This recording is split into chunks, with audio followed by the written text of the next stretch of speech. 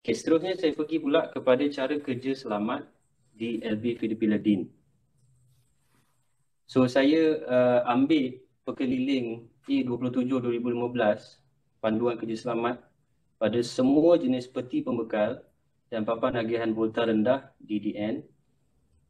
Mungkin tuan-tuan juga familiar dengan perkeliling A21 pada tahun yang sama. Cuma A21 tu dia spesifik kepada LV Filipina jenis DIN sahaja. Manakala perkeliling A27 2015 ni dia merangkumi semualah. So saya pergi pada clause ataupun point 3.1 dalam perkeliling tersebut ada menyebut skop bagi kerja-kerja di semua jenis peti pembekal. Bermaksud tak kira apa jenis sekalipun, sama ada DIN ataupun BS type, sama ada feeder pillar ataupun LVDV compact sub.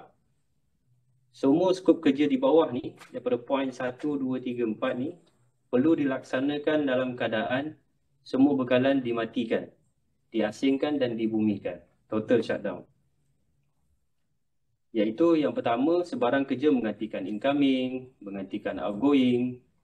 Yang kedua, sebarang kerja berkaitan membaiki, mengganti, merombak yang melibatkan pada tamatan kabel volta rendah sama ada pada incoming ataupun outgoing. Yang ketiga, sebarang kerja memasang tabatan kabel volta rendah untuk projek baru di semua peti pembekal. Dan yang keempat, sebarang kerja senggaraan, preventive maintenance yang hendak dilakukan pada feeder pillar tersebut. So sebelum kita go through secara detail poin-poin tersebut, suka saya highlight satu perkara yang lebih penting yang perlu dilakukan lebih awal lagi, iaitulah proses high rate. HI ataupun high yang maksud hazard identification, kemudian RA risk assessment, kemudian later on nanti kita akan ada DC, determine control, yang mana inilah lebih awal yang perlu dilakukan bukan sahaja untuk feeder pillar, malah untuk semua kerja-kerja yang lain. Okey. So high rate ni adalah kita nak identify, nak kenal pasti dulu hazard-hazard yang ada pada lokasi kerja. Kemudian kita lakukan assessment, adakah sebarang risk ataupun risiko yang hasil daripada hazard tersebut. So ini perlu dilakukan oleh semua anggota kerja sebelum mana-mana kerja dilakukan. So ini lebih awal perlu dilakukan. Namun kita cuba zoom pada produk feeder pillar dahulu yang mempunyai kriteria dia tersendiri. Contohnya, apabila kita berurusan dengan LV feeder pillar, pertama sekali kita kena evaluate luaran secara visual dahulu, surrounding ataupun sekitar feeder pillar tu. So kita belum sentuh feeder pillar, kita belum buka kunci dan kita belum buka pintu feeder pillar. Kita visualize dulu surrounding. Adakah selamat dari segi ground dia? Adakah feeder pillar tu tersengit, terkeluar, terbongkok, tertumbang? Kemudian dari segi working space kita, adakah kita rasa selesa untuk bekerja di hadapan feeder pillar tersebut? Adakah kita berdiri pada cerun atau ruang yang sempit, ataupun ada benda-benda lain yang boleh menimbulkan hazard. So benda ni kita akan visualize dahulu. Kita akan lihat secara visual sekitaran feeder pillar tu. Dan sekiranya tidak ada hazard, dan setelah dilakukan assessment, tidak ada risk, barulah kita boleh berurusan dengan feeder pillar tersebut. So selepas kita dah buka kunci dan buka pintu feeder pillar tersebut, barulah kita evaluate dalaman pula feeder pillar tersebut. Adakah ada komponen-komponen yang abnormal, yang tidak biasa kita lihat, ataupun komponen-komponen sedia ada tu terkeluar, ataupun ada damage, ataupun enclosure dia ada berlubang, ataupun ada kabel yang terkeluar, ataupun ada kabel yang tertanggal. So benda-benda ini kita akan visualize dahulu. Okay. Kita akan cari akan identify ada hazard atau tidak. Kemudian kita lakukan penilaian ada risk ataupun tidak. So benda ni adalah lebih awal perlu dilakukan. Saya boleh pecahkan kepada dua dari segi perkara yang abnormal, yang tidak biasa. Maksudnya apabila kita visualize, kita nampak ada perkara yang tidak normal. kita boleh pecahkan kepada dua keadaan, dua situation. Situation yang pertama dari segi unplanned situation. Contohnya macam vandalism. Okay.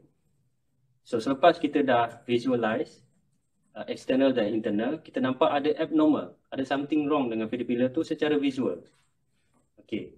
So apa yang sepatutnya kita lakukan? Pertama, sebagai DC, determining control, kita ask for advice. Kita jangan buat apa-apa dulu. Kita dapatkan pendapat orang yang lain.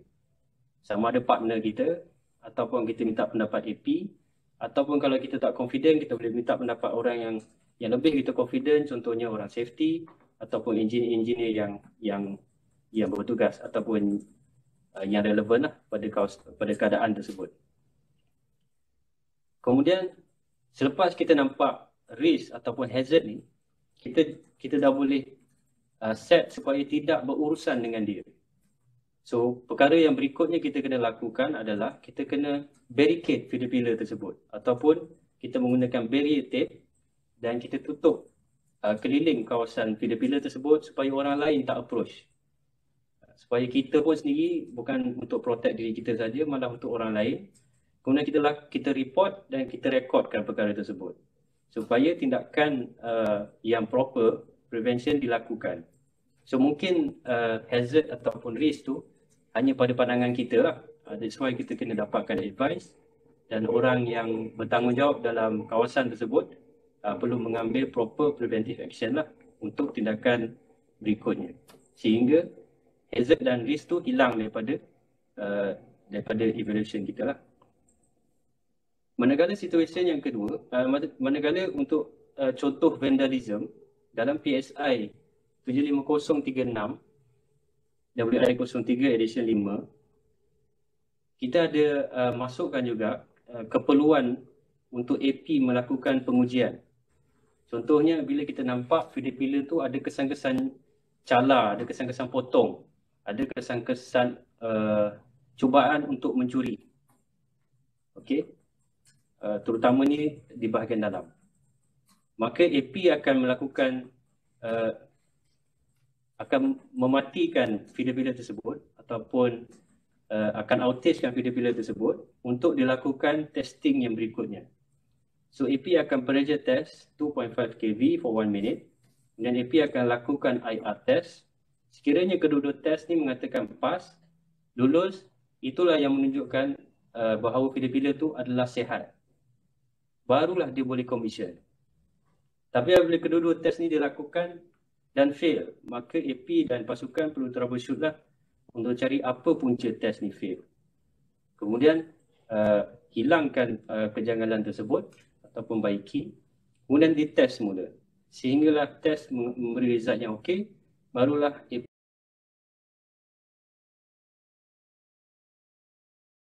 boleh commission balik feeder pillar tersebut.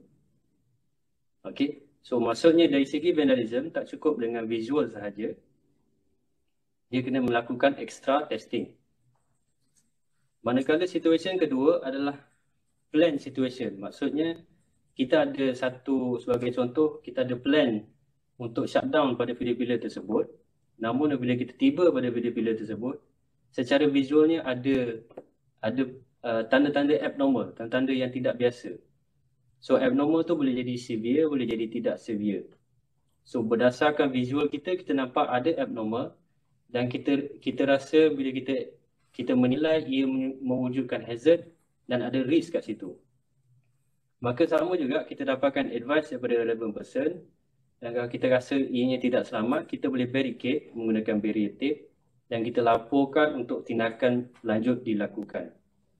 So apa yang AP boleh buat adalah, contohnya macam AP nampak ada kesan terbakar, ada kesan rosak dalam interior feeder pillar contohnya, AP boleh lakukan ujian IR test dalam keadaan feeder pillar dimatikan lah. Lepas IR test tu dilakukan dan sekiranya IR test tu pass, barulah AP boleh commission balik. Berbeza dengan situasi tadi, situasi vandalism. So vandalism ni kita tak tahu apa yang telah berlaku oleh orang yang melakukan vandalism tu. So dia je lah yang tahu. So kita tak tahu dia buat apa. Kita cuma boleh visualize setakat yang kita boleh nampak.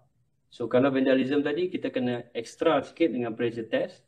Tapi kalau dalam keadaan yang bukan vandalism tapi ada abnormality yang kita rasa tidak selamat, kita boleh lakukan IR test. So as long as IR test tu lulus, pass dan visualize dah secara visual dah tak ada lagi abnormality, keadaan feeder pillar tadi seperti asal dia adalah selamat. Maka bolehlah teruskan skop kerja yang kita nak lakukan mengikut kelayakan kita pada masa tersebut. Okey, saya zoom pula pada skop-skop kerja yang lazim, yang biasa kita buat, yang biasa kita lakukan. Pertama sekali dari segi kerja-kerja switching pada LV feeder pillar DIN type. So seperti biasa kita kena amalkanlah 7 rukun pensusian, dimatikan, diasingkan sehinggalah permit dikeluarkan. Okay, ini dilakukan oleh authorized person sahaja dengan partner dia CP. Cuma saya nak zoom kat sini dari segi PPE yang perlu diguna pakai oleh AP tersebut. Okay, seperti dalam perkeliling A10 2016, panduan penggunaan AFS ni untuk sistem voltan rendah. So dia ada pecah kepada tiga pecahan lah. Yang pertama, feeder pillar pertama ataupun main feeder pillar ataupun feeder pillar selepas transformer. So itu kita panggil main feeder pillar. Untuk switching dilakukan pada feeder pillar main ni, AFS yang lengkap perlu diguna pakai oleh AP tersebut. Kalau ada CP yang bantu, maka CP tu pun kena memakai AFS yang lengkap. So AFS yang dibekalkan oleh TNB minimum 40 cal per cm squared ni mesti dipakai lengkap. Lengkap bermaksud baju seluar, balaclava dan goggles lah. Dan safety helmet with visor. Okey.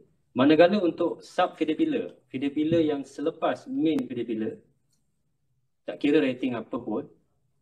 So dia bukan selepas transformer tapi dia selepas main feeder pillar tadi, memadai dengan dia memakai leather glove, safety helmet with visor.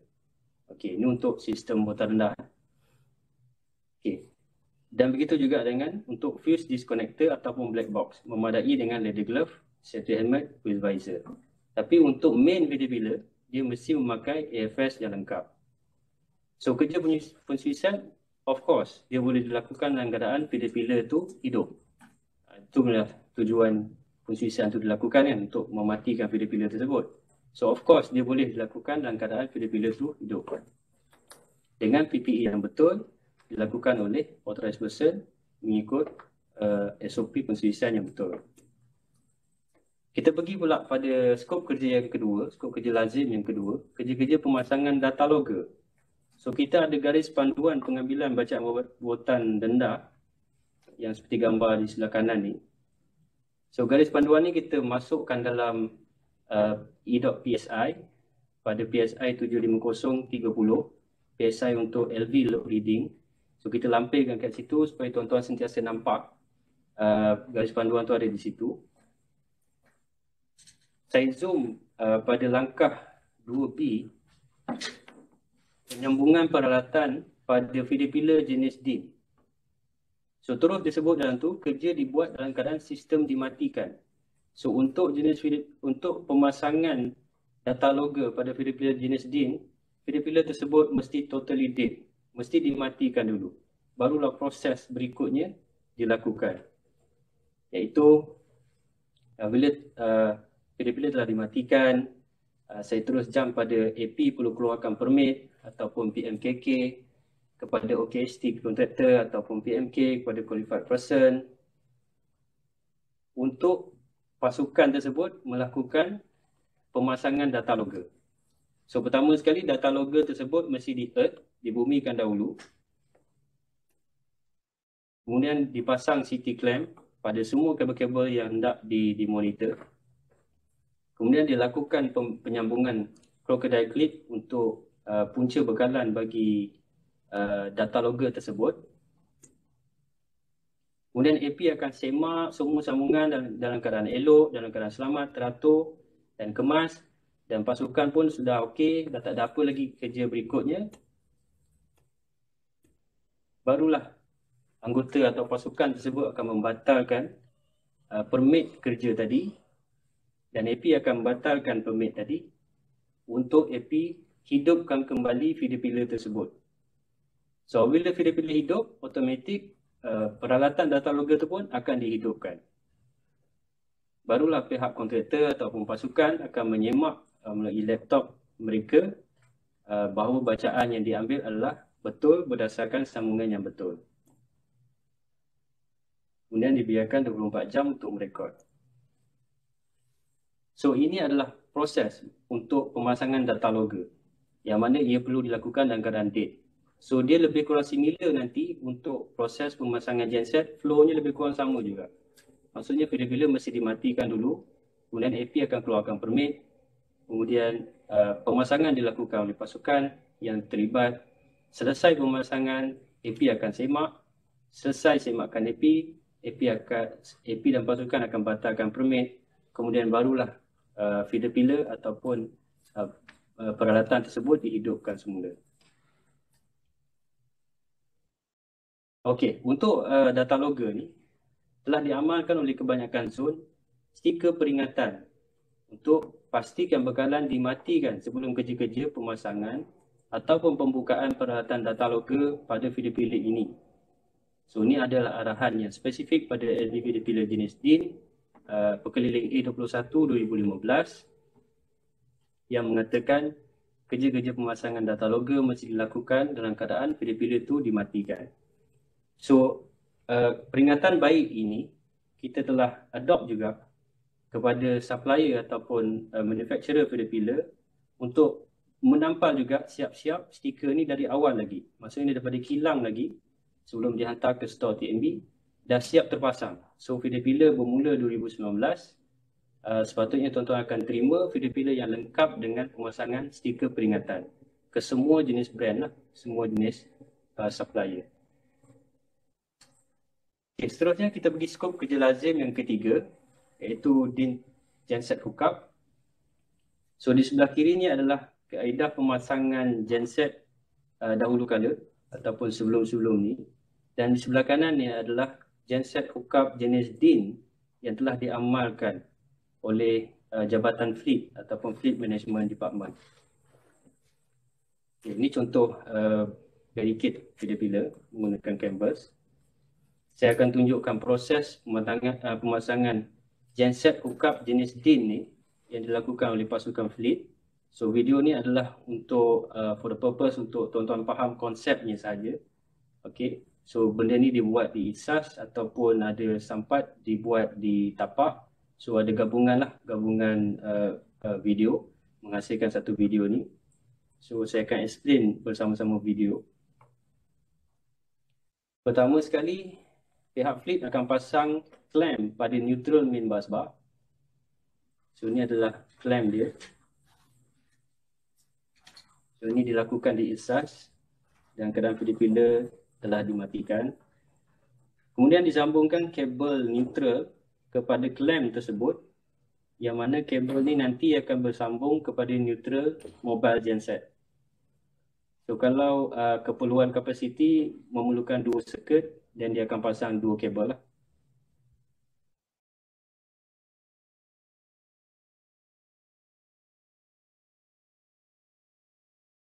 Setelah dipasang neutral, barulah dimasukkan di slot kepada setiap phase red, yellow, blue pada bahagian outgoing. So slot ni dia macam solid link lah, tapi dia ada ruang untuk sambungan kabel di tengah-tengah dia, ada lubang. Nanti tuan-tuan akan nampak lah. So kalau dia perlukan 2 circuit, dia akan ambil 2 outgoing. So peralatan ni kita panggil portable genset hookup DIN type.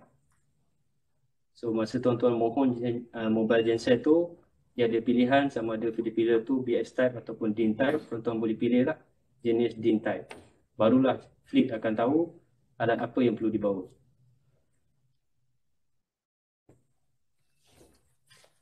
So barang ni telah ada pada pasukan TNB Fleet, yang telah ada pada vendor genset juga.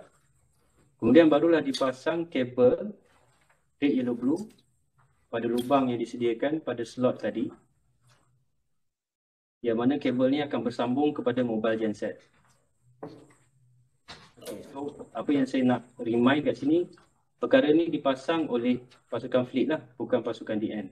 Sebab alat ni dibekalkan untuk pasukan fleet sahaja. So fleet akan beli sendiri alat ni untuk kegunaan pasukan mereka. Sama ada genset TMB maupun genset vendor. Kemudian kalau kabel lebih panjang diperlukan, akan dilakukan interconnection antara kabel portable tadi dengan kabel genset mobile. Kemudian selesailah sambungan. Kemudian sama macam SOP tadi, pasukan akan batalkan permit. Kemudian AP akan batalkan permit dan AP, mobile genset tersebut boleh dihidupkan. Okay. So saya nak fokus juga tentang SLA antara DN dengan Fleet Management Department ni.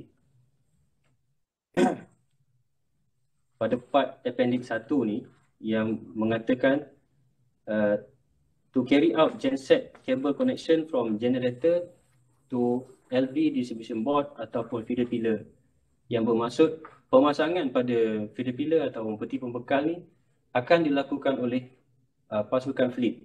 So ni SLA antara kita dengan fleet. So bukan DN yang pasang lah. So fleet yang akan pasang. Dan seterusnya kalau untuk overhead line dan transformer, itu dipasang oleh DN. Dan yang terakhir sekali, skop kerja lazim yang kita nak pergi hari ini adalah skop kerja maintenance pada PSI 75036 WI03 edition 5, yang mana kita ada 2 tier untuk feeder pillar punya maintenance. Tier yang pertama iaitu online condition, iaitu feeder pillar dalam keadaan hidup. Tier yang kedua offline condition, iaitu feeder pillar dalam keadaan dimatikan. Untuk online condition ni kita ada 2 skop kerja, visual inspection dengan thermo scanning. So dalam keadaan feeder pillar tu live, kerja-kerja VI berikut kita perlu laksanakan. So bila feeder pillar tu live, sebarang sentuhan tidak boleh ataupun tidak perlu pun dilakukan. Kita boleh periksa secara visual tanpa sentuh komponen-komponen tersebut, iaitu kita boleh periksa keadaan cat, periksa keadaan pintu dan kunci. Maksudnya pintu kita boleh sentuh lah, kunci kita boleh sentuh.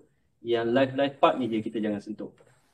Periksa keadaan tapak, periksa keadaan jaring dan sebagainya lah dalam PSI tersebut. Okey, so periksa ni boleh dilakukan dalam keadaan feeder pillar live. Begitulah juga dengan proses thermoscanning. So kalau tuan-tuan ingat tadi, pada TIC ataupun plastik cover termination cable tadi, dia dalam keadaan transparent. So visual boleh dilakukan lagi, masih boleh dilakukan. Maksudnya kita boleh nampak. Dan thermoscanning tu pun masih boleh dilakukan. So ini kita boleh lakukan thermoscanning walaupun TIC tu tidak perlu ditanggalkan. So kita boleh buat dalam keadaan live condition. Manakala untuk tier tu ni, iaitu offline condition, ni dia ada visual juga yang sama. Tapi kali ni kita boleh sentuh lah sebab feeder pillar dah dalam keadaan dead. So kalau kita nak periksa ekstra dalam keadaan menyentuh, kita boleh lakukan dalam keadaan ia telah dimatikan. Dan begitulah juga dengan preventive maintenance, dari segi mengetatkan, membersih dan membaiki dan sebagainya. So kita recap balik perkeliling tadi E27. So memang benarlah kalau kita nak lakukan kerja-kerja menggantikan incoming atau outgoing unit pada semua jenis peti pembekal, kita melakukan dalam keadaan feeder pillar tersebut telah dimatikan. Begitu juga sebarang kerja membaiki, mengganti, merombak yang melibatkan tamatan kabel, sama ada incoming ataupun outgoing, feeder pillar mesti dalam keadaan dimatikan. Begitu juga sebarang kerja pada kabel peti pembekal tersebut untuk projek pembinaan baru. Sama jugalah, itu memang sama juga. Dan yang keempat yang akhir sekali, preventive maintenance, kita dah sentuh tadi, mesti dalam keadaan ianya dimatikan sebab bila kita nak bersentuhan dengan live parts. So saya summary-kan overallnya adalah sebelum sebarang kerja dibuat, pertama sekali kita kena lakukan high rate. So high rate ni dia bukan untuk filler saja, dia untuk semua skop kerja. Cuma masing-masing punya skop kerja ada ekstra ataupun special khas untuk masing-masing punya produk lah, masing-masing punya gears. So high rate ni perlu dilakukan lebih awal. So macam filler tadi, seperti yang kita explain, surrounding dia dan internal dia ada abnormality ataupun tidak, ada perkara yang di luar kebiasaan ataupun tidak. Dan sekiranya ada, kita melakukan test-test tadilah. Okay, so high rate perlu dilakukan. So high rate ni bukan benda baru sebenarnya. High rate ni part of our life sebenarnya. Dalam kita nak buat apa-apa urusan sahaja pun memang kita akan high rate dulu sebenarnya. Walaupun kita tak bagi term high rate lah dalam situasi tu. Contohnya macam kalau kita nak minum air, sebelum kita minum, kita kena tengok dulu air tu. Takut ada cicak ke apa masuk dalam air tu, kita minum kan. Walaupun air tu daripada bertahun-tahun kita dah meminum air. Kita dah bertahun-tahun meminum air. Kita dah tuang air, kita nampak kita tuang air. Tapi still sebelum kita minum tu, kita kena tengok dulu. Nak makan pun begitu. Kalau kita nak duduk dekat kerusi pun, kita jangan terus duduk. Tengok dulu ada hazard ke tidak. So high rate ni berlaku pada semua keadaan sebenarnya. It's part of our life. Dia bukan satu benda yang baru lah. Cuma bila dinamakan high rate, dia terasa macam benda baru lah. So ianya bila diamalkan berhari-hari, dia menjadi tabiat ataupun kebudayaan ataupun kebiasaan kita. So pertama sekali kita lakukan high rate. Yang summary yang kedua, untuk LPPD pillar, sama ada DIN ataupun BS type, apabila aktiviti kita tu ada melibatkan touching pada bahagian yang hidup. Okay? Contohnya clamping ataupun connecting pada bahagian yang hidup. So ada hazard, ada risk. Maka sebaiknya dilakukan, mesti dilakukan dalam keadaan total shutdown feeder pillar tersebut. Barulah kita boleh lakukan sentuhan pada live part tersebut. Namun pada situasi yang ketiga, ada perkara-perkara tertentu yang kita boleh buat dalam keadaan live. Seperti macam AP nak lakukan switching memang boleh, dan AP nak lakukan testing pun boleh dilakukan dalam keadaan feeder pillar itu hidup. Contohnya AP nak check voltage, memang dia kena lakukan dalam keadaan feeder pillar hidup. So dia boleh lakukan segala aktiviti dia dalam keadaan live testing tu, dia mesti lakukan dalam keadaan memakai PPE yang betul. So mengikut perkeliling tadi. Okay, kalau di main feeder pillar, AFS lengkap. Dan dia mesti ditemani oleh CP. Kalau di main feeder pillar, CP pun kena AFS lengkap. Dan contoh yang lain pula, macam CBM ataupun BI, boleh dilakukan dalam keadaan feeder pillar tu live. Tak perlu total date, cuma dia jangan sentuh pada bahagian-bahagian komponen dalaman sahaja. Okay, lakukanlah secara visual saja ataupun CBM ataupun thermal scanning tanpa menyentuh komponen-komponen live. So ianya masih boleh dilakukan.